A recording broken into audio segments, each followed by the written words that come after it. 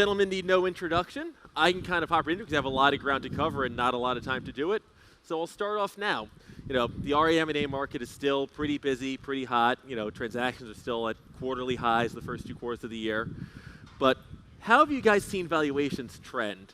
Do you see valuations kind of persisting in a kind of a down market, considering where kind of the market's trended the last couple of months? And what's the outlook for whether we can get back to some of the valuations at the high, middle, and low end of the market, the record valuations we were seeing last year? I'll let maybe David, if you want to take a first crack at it. Sure, absolutely. Good afternoon, everyone. Thanks for having me. First time I've ever presented outside. This is fantastic. Thank you, Courtney. Valuation is clearly a hot topic in an industry where M&A is really hot. I've been doing this now for 19 years. 2008, we saw a record level of valuations, and about 6 months later, we saw a record low in valuations for the industry. And I didn't think we'd ever eclipse that 2008 figure that we saw. It took about 12 years for valuations to come back, but about 2.5, 3 years ago, they eclipsed that record high that we saw back in 2008. And it's actually continued to increase since then. We're currently in an environment which really is almost a conspiracy to drive down valuations. We have economic turmoil across the world. In the US, interest rates going up, whole number of different negative factors. Yet valuations continue to be really strong in today's environment. We've started to see deal structure. We'll talk about deal structure pretty soon here. We see deal structure start to evolve a little bit, but we still see strong valuations in today's market. It's going to be tough for me to disagree with much of what you said, Dave, but I'm gonna try. Yeah, there's certainly a lot of the evolution that Dave noted is something that's going to be hard for us to argue about. But I think what captures a lot of people's attention are the headline multiples that so many folks read about in the media. And I think it's important to really put those in context, when we're in an audience like this, that those headline multiples are indeed headlines, right? They are possible valuations based upon a series of earnouts and other contingencies that continue to exist. I don't think we've seen tons of deals done at some of those aspirational numbers that we might go speak about a little bit later. But more significantly, I think the objective of the acquirer is evolving over the time that we've tracked M&A in this space, and the acquirer has become much more acutely focused on buying AUM and buying revenues and talent, as opposed to systems and margins. And so I think we're seeing, we're witnessing this great evolution in the marketplace. So if I'm an advisor and I'm thinking about selling my practice, and obviously there's many different models that acquirers have, what are the steps that I should be taking to construct a realistic valuation for myself? What are the factors that should go into creating that valuation so I can level set? Yeah, I'll jump in. Audio's a little weird. Can you guys hear me okay? Good? Yeah. Okay, sweet. So I'm a total nerd about valuation. We have a 30,000 cell discounted cash flow model. So just a myriad of different elements that go into it, but every single element falls into one of 3 major categories. It's the growth of the organization that Brian just alluded to. It's the profitability that's really critical. It's not the assets or the revenue. It's the profitability of the firm. And then it's the risks associated with the firm and the transaction that's being executed. So ultimately, your ability to maximize or at least optimize the first 2, growth and profitability, and minimize the third, risk, is a theoretical, nice tight answer. Brian, anything to add? Yeah, no, I can. I think that it's important to put this in context, right? When you say an advisor looking to sell, is anecdotally speaking, I'd say 90% of advisors who are looking to sell decide they're looking to sell and want to pursue a transaction within the same year. Very rarely do advisors say, hey, here's a 3 to 5 year plan that I'd like to set into place to sell. And when we see that, I can tell you from my perspective, and I know from David's perspective, that's a wonderful thing because we can help optimize the value of the practice, right? We have time to do some pretty amazing things to evolve, to professionalize and align the books and the accounting records, to get the staff contractually obligated to the organization. There's a lot of things that we can get right in a 3 to 5 year period. But many advisors don't have that, right? The sale of an advisor is typically triggered and needs to be consummated within a pretty short period of time. And so I think the best thing advisors can do to optimize the value of their practice is to give it time and be willing to allocate a pretty, let's say a not insignificant portion of their time to building the business that they aspire to sell, which I don't think you can do, within a few short months. By the way, another thing to contemplate is, even if you plan to never sell, just run your company like you plan to sell it. Have it nice and tight, elegantly designed. Watch the key metrics as if you're planning to sell. You run a more profitable and stronger company, which is good for your employees and your clients. Yeah, and I'd say, if we looked at businesses in this space 10 or 15 years ago, businesses were so proud of their uniqueness, right? They talked about their internal systems, home-built, homegrown technology that they created themselves, and then they called things different than others, all in an effort to move away from commoditization of the business. But acquirers aren't looking for that, right? Acquirers generally are looking to buy something that is normalized. So when they open the accounting books, they want to know what different streams of revenue are called. They want to know what expenses are called. And, for those advisors who have used their business as a bit of a, personal pocketbook for, let's not say personal expenses, but maybe not exclusively business expenses, that comes home to roost during this process. And so that's why that 3 to 5 years really gives us the opportunity to normalize everything. And I think that what you're talking about there with these advisors who, might necessarily have the same kind of professional background as some of these acquirers in terms of keeping books and records. I mean, I think it speaks to this kind of unspoken dynamic in the industry right now, which is that for many of these advisors, selling their practice is maybe the biggest financial or liquidity event in their entire life. And for the acquirers that they're selling to, that's Tuesday. So if I'm an advisor and I'm thinking about selling a $100 million, $200 million, $500 million practice, and I'm talking to one of these serial acquirers, I mean, what are the elements in a term sheet or aspects of a structure in an LOI that I should be looking out for that could be a common pitfall, or maybe put myself or my staff in a position where maybe I'm not so happy post-close? Yeah. Dave, you want to start with that one? I couldn't hear it as well, so All right. Why don't you start? Yeah. So, I mean, really this, there you go. That'll do it. So we're really talking about how, what do advisors need to do in order to position themselves best to sell to one of these serial acquirers out there, yeah. Right? And I think part of it is really knowing what you're worth, right? Here's the irony that exists for me, right? Investment advisors are so good about evaluating the price of securities, right, and determining what a security is worth and if it's a time to buy, sell, or do nothing with it. However, for their own most concentrated securities position, right, they don't go through that same analysis, right? There's so much emotion that's built into it. But if investment advisors would take that same care to manage their own isolated or concentrated securities position, I think that would tell the story, right? We're looking to make sure that we're de-risking, right? We're managing for risk. We're optimizing the efficiency of the practice, but the reality is that's not the way most advisors run their business. They run their business as a lifestyle business, as an extension of personal goodwill of the advisors that are involved. That's not the way to optimize the price, right? And so one of the reasons why I would suspect that so many deals are being done right now is there's a pretty significant vector between what these serial acquirers think they can acquire businesses for and what they think, their thesis, that they could eventually sell them for. Right? And so that would tell me that regardless of how high prices for advisory firms are now, that there's still an awful lot of runway now to go if you think that serial acquirers have this right. Yeah, a couple thoughts. I don't think there's a lot of runway to go up in terms of valuation levels. Valuations are pretty high. But I think it's a fascinating time right now. So a lot of the acquirers today, they've created these really good mousetraps. When they acquire an organization, they're able to increase the profitability of the firm in a very constructive way. They're not gutting it. They're making it a more profitable, well-run machine. As or more importantly, they're also able to create a faster growing organization. So in a lot of cases, they're happy and ready to come in and improve that company. Now that said, back to your question, you have a couple $100 million, you're contemplating a sale. You should be running as tight of a business as you can.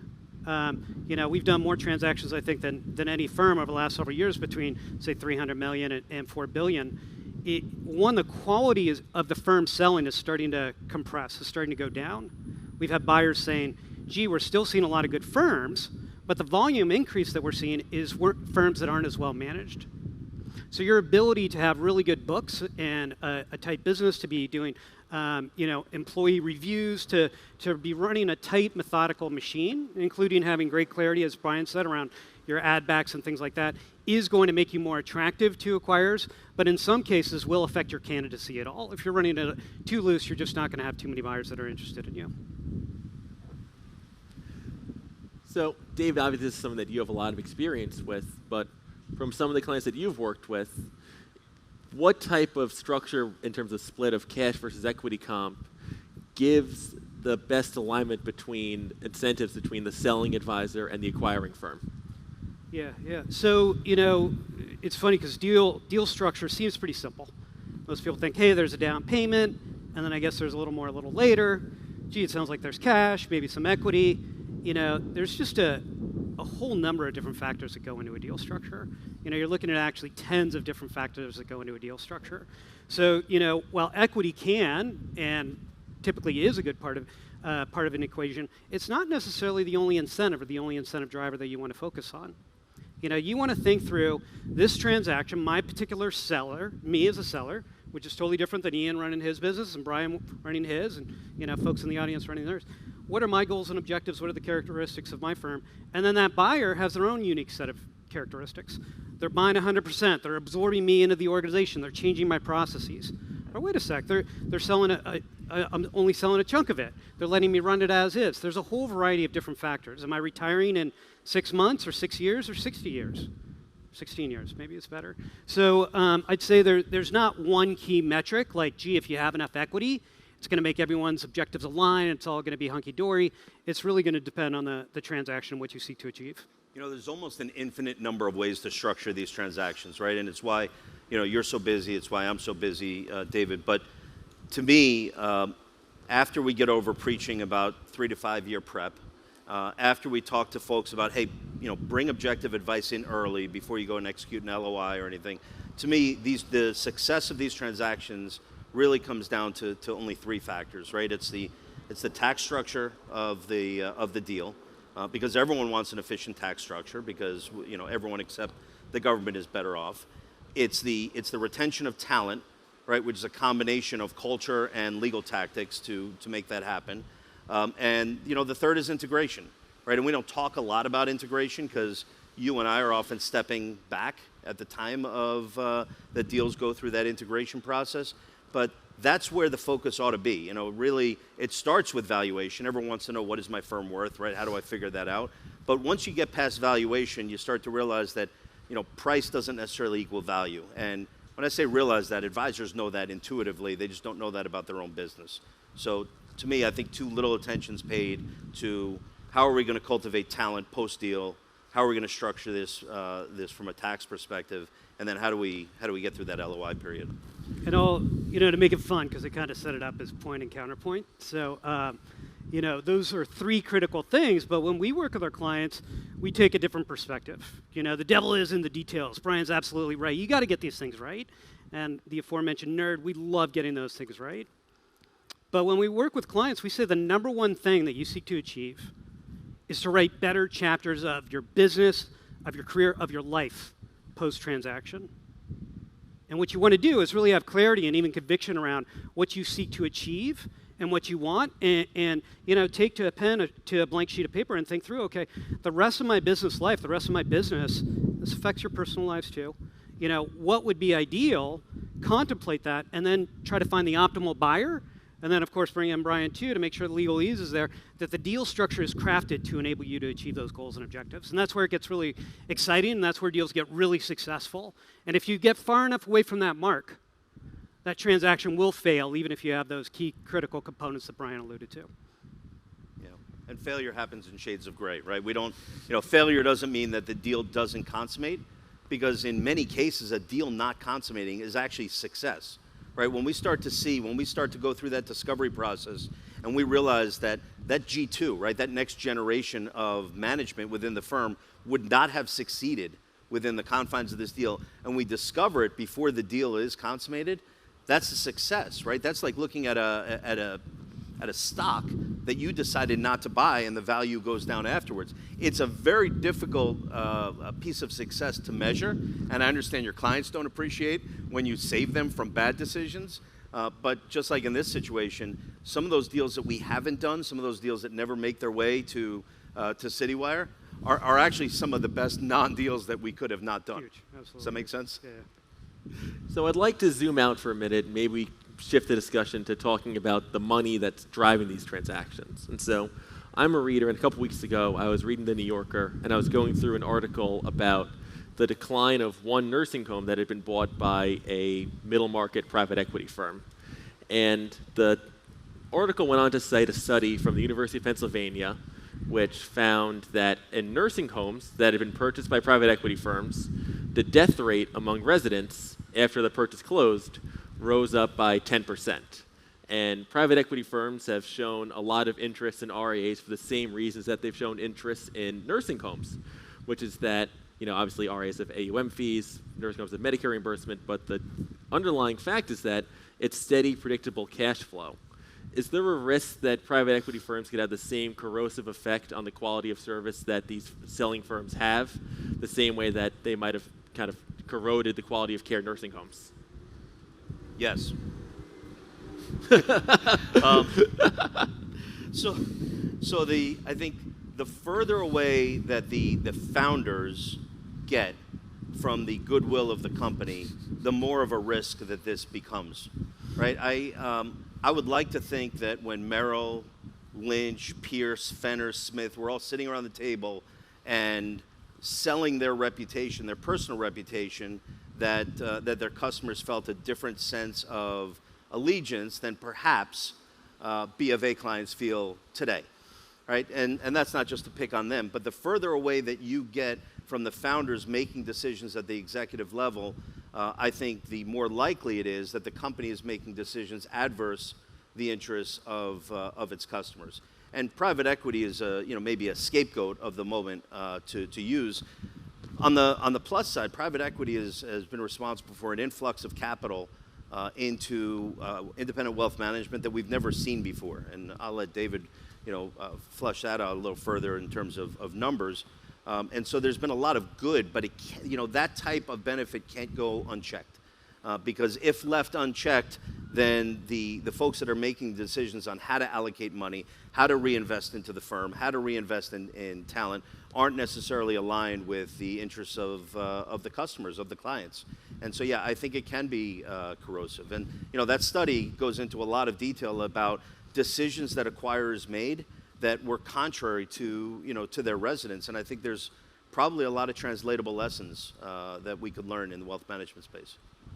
Well, this is cool. We actually didn't rehearse much, but total counterpoint from the way I look at the world with private equity. I think private equity has been very healthy for this space, and I think it will continue to be so or do so. We all read Barbarians at the Gate and some of these books where private equity comes in and they behave very poorly, depending on the lens you're looking at it through, but they're acquiring these firms, they're gutting the company. Anyone grow up with Chainsaw Al? Remember Chainsaw Al back in the day? They come in, they gut the company, they free up a lot of cash flow, they lever a ton of debt into the organization, and then they go flip it, and they take it public or they sell it to another third party, and that company and or even the industry can be a shell of what it was before. Within the RIA space, I really don't see that happening.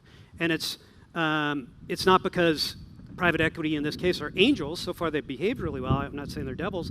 But the characteristics of our industry are driving M&A, driving private equity to behave really well. So what do I mean by that? This is an industry where we're the white cowboy hats. We're the good guys and girls. We're doing the right thing to help the U.S. investing public manage their money. We're doing it better than any other model.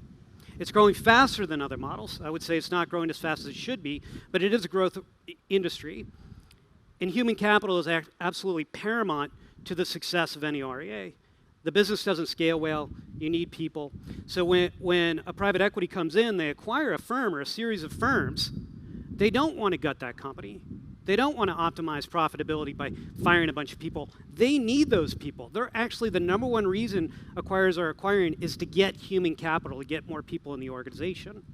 So as a result of this, in some cases with, life care, things like that, we have seen bad behavior. To date, I don't think we've seen a lot of that within the RIA community, within the independent wealth management community. And I think the underpinnings of the industry are likely to drive that positive behavior for years to come. But David, we both know why we haven't seen a lot of the bad behavior yet, right? And that's because most of the private equity deals we've seen in independent wealth management firms have been minority deals, right? These private equity firms are often trying to get their toe in the door, and they come with, nothing wrong with a firm coming in offering to buy a 20% stake of another firm for 20% of what that firm is valued at. I think we could all agree that there's a lot of reasons why some advisors might want to take chips off the table, fund the next generation. There's a lot of reasons why that deal might make sense. Unfortunately, with a lot of these private equity deals, there's what we call a term mismatch, right? There's the 20%, which we'd all expect there to be, but there are elements of control well beyond the 20%. There are covenants in there that limit the ability for management to make certain decisions. And most importantly, they often get a throwaway term, which is the right of first refusal, right? And the right of first refusal in and of itself may be enough to dissuade others later, 5, 10 years later, from even bidding on that business because their bid is nothing but a shill if there's another party that can come in and trump it. So I think we haven't seen the full effect of private equity coming into this space, and I think we have to be hypersensitive that the highest bidder on almost every one of the deals that you're out there shopping, the highest bidder often comes with the most burdensome terms. Yeah, I mean, a couple thoughts, just so we're all on the same page, right? So minority investments in these RIAs have been increasing fairly dramatically over the last probably 2 years or so. Prior to that, we didn't see a lot of it. It's been surging. But Brian, the vast majority, right? What he's alluding to is these minority stakes that seem like it's not a big deal. Hey, I'm selling 20%, but then you wake up, either 5 years later, or it could be 5 months later. Some of our clients have wanted to do something 5 months later, and they were constrained by this 20% owner. But the majority of the transactions in this space have been majority or full ownership, and I think, so depending on how we're talking about private equity, the broader pool of private equity in the space has been the majority to full ownership, right? Yep. You're talking about, rights of first refusal. These are kind of the second order effects that come with some of these transactions. How can we apply that kind of thinking to some of the other buyers that have taken a really aggressive approach to the wealth management space? I'm thinking specifically about asset managers and insurance brokers. How should advisors think about those types of investors or acquirers? Should they think of them in friendly terms, unfriendly terms, something in the middle? Where do they fit into this landscape, or where should they fit in? There's a few sides to that coin, Ian. I mean, first of all, it shouldn't be that surprising. I am surprised, but I shouldn't be surprised that asset managers and insurance companies are active in this area, right? They have lost significant distribution from advisors who no longer were sending business to them after leaving the brokerage industry. And so this is their way of potentially reacquiring some distribution points for wealthy Americans. Most of my clients have come to wealth management by way of the brokerage industry, and they have sought refuge there as a way to act in their clients' best interest, as a mechanism for fueling their vision to align themselves really well with clients. So it's a bit ironic that some of the deals that they're considering are indeed the types of firms that they would have left behind, 10, 20 years ago. But I think the thesis, when I talk about asset managers and insurance companies, their thesis on acquisition may be a bit different, and that's why I think you referenced them as strategic acquirers, right? They think that maybe they can't improve the economics of the firm that you were running as its own firm, but if they can use it as a distribution point to sell product to new customers, then they can increase the margins of that business. And that's why a lot of them are coming out on top, I believe, on valuation, is because they believe that they can they can optimize, in their view, the amount of revenue per client well beyond what a typical wealth management firm has done. Yeah. I think, it's interesting. Again, I started in this industry 19 years ago. And it was funny because I was at Schwab, they're a custodian in the space, as you guys know. And I talked to clients and I'd be like, so I'd say the word insurance in passing. I'd get like this glare, or someone would say, we don't do insurance. And I was like, whoa, hey. Found out, hey, insurance, it can be slimy and they could take, all these things. And I'm like, but it's part of the financial plan for people. Like, you're kind of just saying, hey, we're not going to do it. Go deal with the wolves. And I was always kind of surprised by it. More recently, insurance has been coming into the space. We've actually done 2 transactions with Alera and One Digital, who are making way. So far, I've been impressed with their approach. Some of the asset managers too. It's almost a separate conversation. But so far, these folks have come in, and I think they share a lot of the cultural elements. Interestingly, in many cases, they're backed by private equity as well. But they're acquiring RIAs to come in and really build that RIA business. So I think in most cases today, it's not like, oh, let's get another point of distribution and run a bunch of product through them. Brian's absolutely correct. The margins are going to be great. The profitability is going to expand. But instead, I think they're coming in, they're like, wow, this independent wealth management model is great. This is where the puck is going. We've done great work with where we're playing. We want to enter this new space. We have capital, we have expertise, we have these tools and capabilities, and we want to come in and do some really interesting stuff and be a part of that, as opposed to, gee, that's a channel, let's go ram some product through it. We'll see. Right, until the shareholders say, well, these margins suck, right, compared to selling insurance, right? So I agree that I think right now they're saying all the right things. They're saying, we think we missed the boat when it comes to wealth management. So we want to be acquisitive and we want to put our resources into wealth management. What it does, though, is it puts them in a control position of a trusted advisor to wealthy Americans. And I do believe, perhaps it's the cynic or the skeptic in me, but I do believe that when management comes around to it and realizes that, wow, this is really a long-term play, we don't have the patience to wait this out for another 20 years, we need to distribute our product through them. And we've seen shadows of that already. We've seen it, not with insurance yet, but we've seen it with asset managers, both public asset managers, but kind of separate account managers.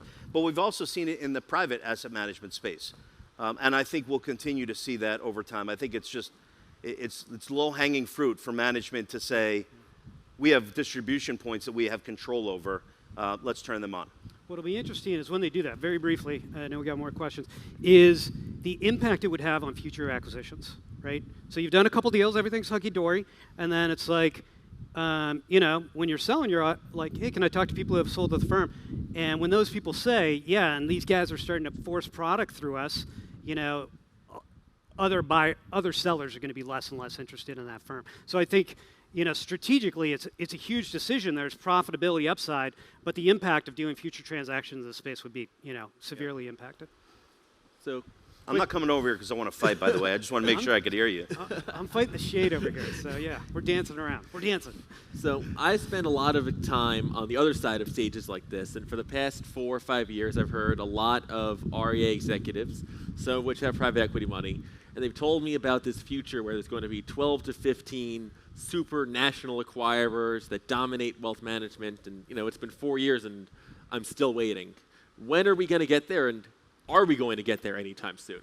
We're never going to get there, right? You can't, and I know that fits in their model, right? Because they want to be one of the 12 to 15 firms that are sitting in top. But listen, we have the best thing about independent wealth management is the independence, and I would debate anyone to come up with something different. There's this creative streak that runs through independent wealth management that exists nowhere else in the securities industry, and it's because of a few factors. It's because of very low barriers to entry, right? Anyone, and matter of fact, I'm pretty sure that if I could handwrite an ADV as a high school student, I'm sure anyone's capable of getting registered, right, with the SEC. The standards aren't any higher now than they were then. Anyone can get into this business. It doesn't take much at all. Technology is scaled down to single users, right? So that you, as a 1 to 5 user shop, you can have the same technology as firms that have 9,000 entrants. Technology's changed everything, right? And the fact that you can get access to this for a fraction of what the large firms do, tell me that it'll never be 12 to 15 firms with the lion's share here, because it'll be constantly evergreen, people getting into this space and into this business. And for as long as independent investment advisors have the ability to hire and fire, not only on the investment side, but also their own service providers and vendors, I think that creativity, along with the low barrier to entry, will continue to exist. And acquirers are going to have an endless struggle to continue to try to scoop up that business. Okay, so I agree with a lot of the components you're talking about. Barriers to entry low. Technology is really a great enabler in this space. But I wouldn't use the word dominate that you used earlier, Ian, but I would say there's 24 firms. We categorize them as meta RIAs. They're using the most effective tactics available to win the game. Anyone know Ninja from Fortnite? Right, I got a 17-year-old son. He told me years ago about Ninja, who used these meta techniques to win. These guys are using meta techniques to quite literally shape the RIA industry. And these firms, there's not massive consolidation happening in this industry. Are we having record levels of M&A activity? Absolutely. Is it going to be our 8th record successive year of M&A activity? Absolutely. However, the industry is not shrinking because of the low barriers to entry that Brian alluded to. But consolidation is happening. Consolidation is happening up top. So these 24 firms are growing faster. They're running better businesses. They're acquiring like crazy. And I'll be provocative. They're going to manage client relationships better than your typical RIA. These guys are smart, sophisticated advisors. They're going to be doing this. They are going to be shaping the space. Is technology getting cheaper? Do you have a lot more leverage? Absolutely. But some of these firms are spending tens of millions of dollars to merge technology and education and marketing and social media and creepy AI, to really change the way that marketing's done. Edelman Financial Engines, they generated 117,000 leads 2 years ago. 117. I think they're 150 this year. They're just doing things differently than any RIA can do. So I think a number of these firms are using technology not just to run better businesses, but to grow in ways that we didn't even imagine a couple years ago. So David, I'll tell you, just so everyone knows, you did coin the term meta the day before Facebook changed the company name, the day before they announced it. But I don't buy that. I don't buy that these firms are using the most effective tactics available. What I do think is that they're doing more things right than any other firm. Because when I look at the firms below that, they are doing far more interesting things and innovative things, and they're still nimble. They have the ability to turn very, very quickly. Whereas these large firms, we're already seeing evidence that they are large firms, right? They're enterprises. It takes them a little longer to develop and to try some of these more innovative things. So I think we'll continuously see this struggle, because right below that 12 to 15 are the 2,000 that you alluded to, and right below them is an awful lot more, right? And so because of that, I just don't think we'll ever have that type of concentration at the top. So one last question before I get to questions from the audience, and that is, in your experience, and in brief 30-second summary, what's the single biggest factor that determines whether a deal succeeds or fails? So my answer is going to be biased, right? I mean, I run a consulting firm that works with advisors on not only their launch, but on regulatory compliance, and I run a law firm that shepherds them through so many of these critical points in their life cycle.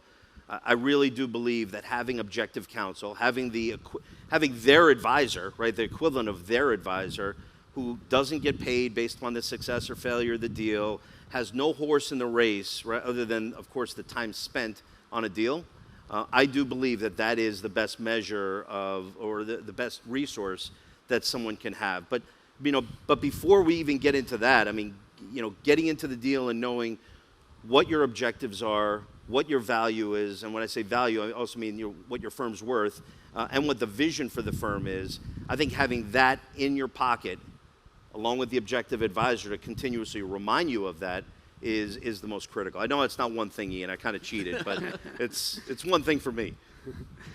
Yeah, I'd say everything that Brian says is really important, and there's a myriad of things. But ultimately, one thing, the most important thing for a successful transaction is the self-awareness of the seller, the goals and objectives of the seller understanding what they seek to achieve, and once they have clarity on that, then they can go out and find the right buyer. Then they can determine whether or not this is a good fit. Then they can determine, how they want to craft this and how it's good for their clients, et cetera. So I think any transaction where that seller does not have that great understanding is destined for failure. And it's not so much the deal may fall apart years later. It's even when it's time to go and sign, they're going to have that anxiety that they say, I'm not ready to do this. I haven't thought, I'm not ready, and the deal won't get done. Excellent. So we have time for a couple quick questions. So I'll go rapid fire. First is from Julie Kane. When is the ideal time frame for an advisor to map out their succession plan? So my view on succession plan is that succession is an ongoing process, right? It's the equivalent of advisors saying, well, how long, what's the ideal amount of time I should devote to a financial plan for a client, right? I think financial planning is an ongoing process. And so, while succession planning can be a moment in time, I think it has to be reevaluated regularly depending upon the growth and really the evolving composition of the firm. I don't think that it's a one-time deal. Yeah, I'd say continuity planning, you get hit by a bus, do that immediately as soon as you start your firm. Succession plan, true succession planning, once you get an employee, maybe 2 employees, and start that early. Talk to your staff about the potential for them to be successors. That's going to be a great way to keep them sticky as well. So I do have a tip, though, for Ms. Kane, right, where I think you can practice succession planning in the form of business continuity planning. And I think a lot of firms don't do that. But I think, when the principal is on vacation, right, treat that as if this is business continuity planning. When there is, if you don't live here in Huntington Beach, where you live where there's inclement weather, in the event of a snowstorm or a hurricane, treat that as if it's your business continuity plan. Because business continuity plan is really short-term succession planning. So I think there's an opportunity for advisors to say, hey, are we ready for this? This is from Rory Gilmore. Oh, wow, my wife's a huge fan of your show. Can you share some stats or experience about failed mergers where the selling firm didn't turn out because of a mismanaged deal? Clients leave. How can we avoid a situation like this? I don't think there's great stats on failures. I can rattle some off the Luminuses of the world, that get a lot of ink when they fall apart. But we track a lot of things. There hasn't even been as much failure out there for us to actually contemplate it as something to track. So fortunately, it's pretty small. Last question I've gotten. I got a quick one for you. But by the way, congrats for stumping Dave. He's got stats on everything. So I'm glad we've got something that he doesn't have a stat on. But we had, I remember early in, but there's 2 quick examples, but actually I'll only give one of them. So we had a team who was at a very large bank, and they were approached before they left the bank to sell to a strategic acquirer. And my words to them at that time was, if you're worth this inside the bank, then leave and just imagine what you'll be worth if you can actually prove this out. And they did that, and and it was a wild success. So sometimes it's the deals that you don't do, and we definitely, it's not a great statistic, but we definitely work on more deals that never make their way to fruition than we do on deals that are actually consummated. So unfortunately, we've hit zeros on the timer, but I want to thank you guys for covering some great points. We covered a lot of ground here. I'd love to thank you guys for sending in some great questions.